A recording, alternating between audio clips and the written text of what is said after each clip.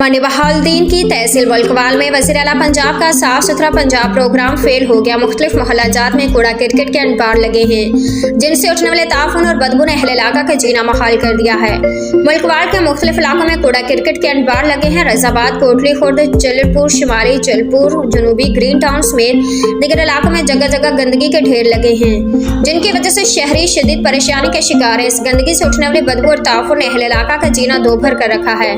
शहरियों ने इस हवाले से बात करते हुए बताया कि कई दिन सफाई के लिए अमला नहीं आता, जिससे ये गंदगी उनकी गलियों और घरों में आ जाती है, बल्कि नाली में गिर जाने से निकासी का निज़ाम भी बुरी तरह तबाह होकर रह जाता है। उनके नन्हे बच्चों को स्कूल और उन्हें काम काज पर आते जाते हुए शदीद मुश्किलात दरपेश आती हैं।